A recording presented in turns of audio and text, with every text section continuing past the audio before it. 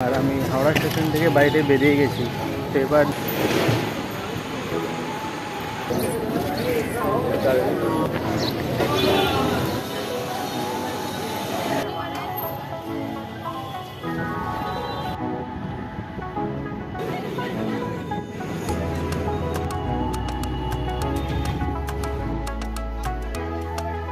তো এখনো দেখছি ন্যাশনাল ফ্ল্যাগ আসেনি, দেখি অন্য কোথাও পাওয়া যায় কিনা। Hey guys, hello and welcome back to my channel and welcome to a brand new vlog. তো অনেকদিন পরে তোমাদের সাথে আবার দেখা হচ্ছে।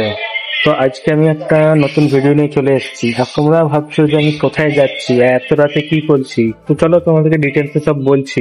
প্ল্যাটফর্মের চারিপাশটা আর প্ল্যাটফর্মের সাইনবোর্ড দেখে তো তোমরা বুঝেই গেছো যে আমি কোথায় এসেছি। তো আমি এখন বাঁকুড়া এসে পৌঁছেছি আর আমি আজকে যাব কলকাতা।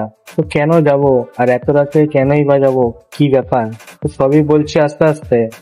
অ্যাকচুয়ালি আমি গড়বেতা থেকে 9টার সময় বেরিয়েছিলাম ট্রেন ধরে বাঁকুড়া আসলাম, আর এখান থেকে রিজার্ভেশন ট্রেন ধরে হাওড়া যাব, কারণ আমাকে সকাল 5টার মধ্যে পৌঁছাতে হবে হাওড়ায়। আর এই ট্রেনটা আমাদের গড়বেতার স্টপেজ নেই, তাই আমাকে বাঁকুড়া থেকেই যেতে হবে, কিছু করার নেই।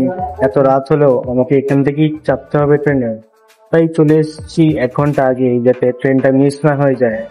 তো অনেক কিছুই তো বললাম, কিন্তু কেন যাব সেটাই বলা হলো না। তো আসল কথাটা বলি যে আমার কালকে এক্সাম আছে TCS গীতবিতান, মানে সল্টলেক সেক্টর 5-এর। তো আমার একটা চাকরির পরীক্ষা আছে, তো সেজন্য আমাকে জলদি যেতে হবে। আর রিপোর্টিং টাইম হচ্ছে সকাল 8টা, তাই আমাকে রাত্রের ট্রেনে যেতে হবে। তো আর কিছু করার নেই, তাই আমি বেরিয়ে পড়েছি এখন ট্রেন ধরবো বলে।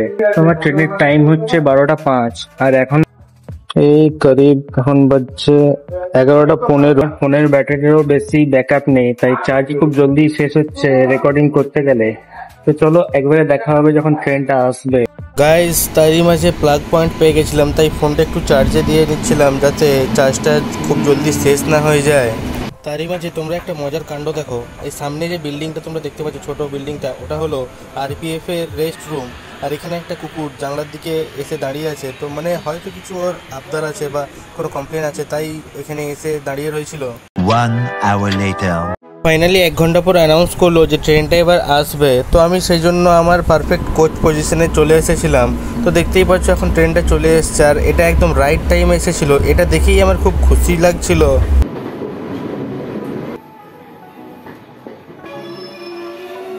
চলো, ট্রেন এখন দাঁড়িয়ে গেছে, তো এবার ট্রেনে চেপে যাওয়া যাক।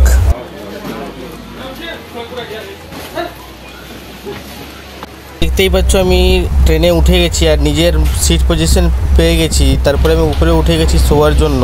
আর দেখতেই পাচ্ছ এখনও অনেকেই আসেনি, অনেক সিট ফাঁকা রয়েছে। তো এগুলো একটু পরেই ভর্তি হয়ে যাবে। বাট আজকে আর আমি আর ভিডিও করছি না, আবার কালকে তোমাদের সাথে দেখা হবে। তো আজকে রাতের জন্য এইটুকুই। The next day. তো গাইজ, সকাল হয়ে গেছে এখন, আর সকাল হতেই ট্রেনটা আমাদের হাওড়া স্টেশন চলে এসছে। আর আমি এখন ট্রেন থেকে নেমে গেছি। ট্রেনের মধ্যেই ব্রাশ করে ফ্রেশ হয়ে এখন আমি বাইরের দিকে বেরিয়ে যাচ্ছি, কারণ আমাকে জলদি এক্সাম সেন্টারে পৌঁছতে হবে। আর আমি এই ট্রেনটাতে করেই এসেছি, যার নাম হচ্ছে চক্রধরপুর বোকারো টাটা স্পেশাল। তো গাইজ, এখন বাজছে 5টা 15, আর আমি হাওড়া স্টেশন থেকে বাইরে বেরিয়ে গেছি। তো এবার যাবো আগে একটু 1 কাপ চা খাওয়ার জন্য। তো চা খেয়ে তারপরে দেখবো বাস চলছে কিনা। বাস চললে বাসে করে আমি এক্সাম সেন্টারে যাব, আর তা না হলে আবার ফিরে এসে এখান থেকে ট্যাক্সি করে আবার আমাকে যেতে হবে। সকালবেলায় হাওড়া স্টেশনে এত ভিড়, মানে কি আর বলবো। তো আজকে রবিবার, তো সবাই সোমবার বাবার মাথায় জল ঢালবে বলে তারকেশ্বর যাওয়ার জন্য এখানে চলে এসেছে। মানে হাওড়া থেকেই সবাই শেওড়াফুলি যাওয়ার ট্রেন ধরবে, তাই সবাই হাওড়ায় আগে চলে এসেছে। আর এখানে অনেক জমায়েত হয়েছে, দেখতেই পাচ্ছ তোমরা। তারই মাঝে আমি বাস স্ট্যান্ডের দিকে এগিয়ে যাচ্ছিলাম। বাস স্ট্যান্ডে গিয়ে জানতে পারলাম যে সল্টলেক যাওয়ার বাস এখনও চালু হয়নি। তো আমি খুবই টেনশনে পড়ে গেছিলাম। তো সেই টেনশনটা রিলিফ করার জন্য 1 কাপ চা নিয়ে বসে গেছিলাম। তো মাটির ভাঁড়ে চা খেতে আলাদাই লাগে। তো 1 কাপ চা খাওয়ার পর স্ট্রেসটা রিলিফ করে আমি চলে গেছিলাম হাওড়া স্টেশনের প্রিপেড ট্যাক্সি বুকিং করতে। তো ট্যাক্সি ওখান থেকে বুকিং করে এখন আমি এগিয়ে যাচ্ছি আমার এক্সাম সেন্টারের দিকে। এই ভিডিওর মাঝে তোমাদেরকে একটাই কথা বলার আছে যে অনেক দিন পরে আমার লং ভিডিও আসছে। তো তোমরা একটু সবাই ভালো করে সাপোর্ট করে দিও, যেন একটু ভালো ভিউজ পাওয়া যায়। তুই চুপ না রে। সকালবেলা হাওড়া ব্রিজ একদম শান্তশিষ্ট, খুব একটা ভিড় নেই, দেখতে খুবই ভালো লাগছে।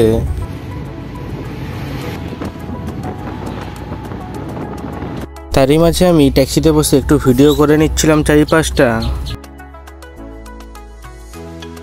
চারিদিকে এত সুন্দর দৃশ্য উপভোগ করতে করতে এগিয়ে যাচ্ছিলাম আমি এক্সাম সেন্টারের দিকে।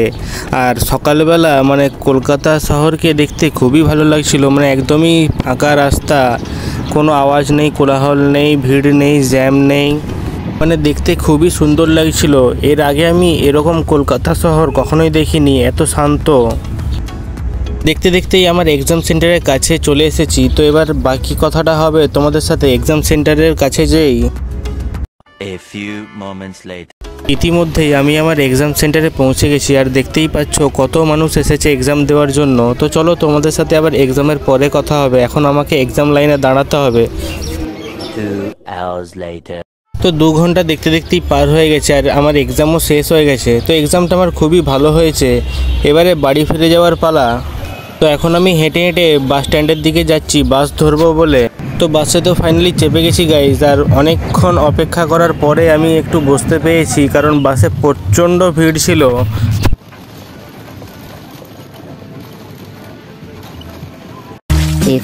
minutes later. তো গাইস, আমি এখন আছি ধর্মতলা মার্কেটে। এখানে এসেছিলাম যে ন্যাশনাল ফ্ল্যাগ কেনার জন্য, কিন্তু এখনো দেখছি ন্যাশনাল ফ্ল্যাগ আসেনি। তো দেখি অন্য কোথাও পাওয়া যায় কিনা। মানে আমি ধর্মতলার পুরো স্পোর্টস মার্কেটটা ঘুরে দেখলাম, মানে এতগুলো দোকান দেখলাম, তাও একটা জায়গাতেও এখনও আমি ন্যাশনাল ফ্ল্যাগ দেখতে পেলাম না। আমি অ্যাকচুয়ালি ধর্মতলাতে এসেই ছিলাম, কারণ বাবা আমাকে বলেছিল যে 15ই আগস্ট আসছে, তাই ধর্মতলা থেকে একটা ভালো ন্যাশনাল ফ্ল্যাগ কেনার জন্য। তো যেহেতু আমি এতটা ঘুরেও কোথাও ন্যাশনাল ফ্ল্যাগ পেলাম না, তাই ভাবলাম যে তাহলে একটু পুরো মার্কেটটা ঘুরে নিয়ে তারপরে হাওড়া স্টেশন চলেই যাব। তো কথা মতো আমি বাসে এখন চেপে পড়েছি, আর এদিকে দেখছি এখন কিসের বাঁশ কাটা হচ্ছে জানি না। এখন তো দুর্গাপুজো এখন দেরি আছে, বাট এই রাস্তায় কি হবে বুঝতে পারছি না। মেবি কোনো মিটিং বা মিছিল হবে, তারই প্রস্তুতি চলছিল। তো আমি এসব দেখতে দেখতে এগিয়ে যাচ্ছিলাম হাওড়া স্টেশনের দিকে।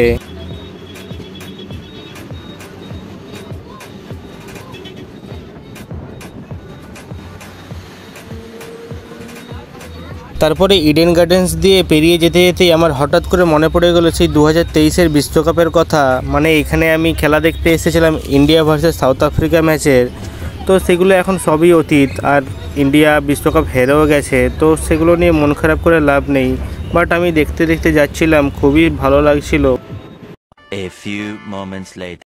দেখতে দেখতেই হাওড়া স্টেশন পৌঁছে গেলাম, আর দেখতে পাচ্ছ মানে হাওড়া স্টেশনে সবসময় ভিড় থাকে 24/7, যখনই যাও না কেন ভিড় দেখতেই পাবে। এখন আমি চলে এসেছি হাওড়া স্টেশনে, দেখতে পাচ্ছ কত ভিড় আছে, কালকে সবাই জল ঢাল পেয়ে যাবে। তারই মাঝে এত ভিড় ট্যাকেল করতে করতে আমি এগিয়ে যাচ্ছিলাম 3rd কম্পার্টমেন্টের দিকে, মানে 3rd বিল্ডিংয়ের দিকে, যেখানে আমার ট্রেনটা আসবে। সারাদিন এত জার্নি করে খুবই ক্লান্ত লাগছিল, তাই আমি খুব জলদি করে এগিয়ে যাচ্ছিলাম স্টেশনের দিকে, যাতে কিছু খাবার দাবার কিনে একটু টিফিন করা যায়।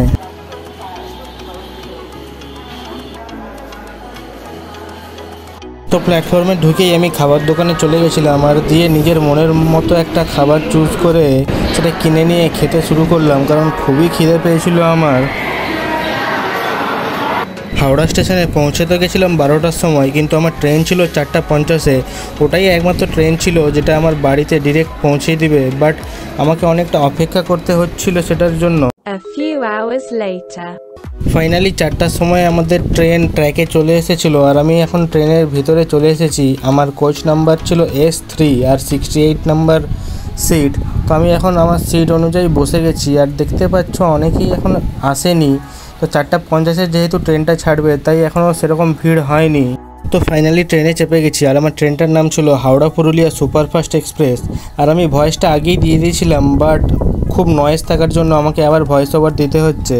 তো চলো, এত ক্লান্ত থাকার পরে আর ভিডিও করার ইচ্ছে করছে না। তো দেখা হবে তোমাদের সাথে আবার একটা নতুন ভিডিও নিয়ে। তো আজকের মতো এখানেই শেষ করছি। যদি ভিডিওটা ভালো লেগে থাকে তাহলে লাইক, কমেন্ট, শেয়ার, সাবস্ক্রাইব যা যা করতে হয় সব করে দিও। তোমাদের সাথে দেখা হবে আবার একটা নতুন ভিডিও নিয়ে। সারাদিন এত জার্নি করে মানে সেই আগের দিন ঘর থেকে বেরিয়ে এখনও অবধি বাইরে থেকে মানে খুবই ক্লান্ত লাগছিল, তাই আর ভিডিওটা কন্টিনিউ করছি না। দেখতে গেলে এক্সাম ব্লগের সাথে সাথে এক প্রকার 24 আওয়ার সার্ভাইভাল আউটসাইড হোম এরকম ভিডিও হয়ে গেল, মানে আমি পুরো 24 ঘন্টাই ঘরের বাইরে রয়েছি। চলো ভিডিওটা আজকের মতো এখানেই শেষ করছি, আর বেশি লম্বা করব না কারণ খুবই টায়ার্ড লাগছে। তো চলো টাটা, বাই বাই।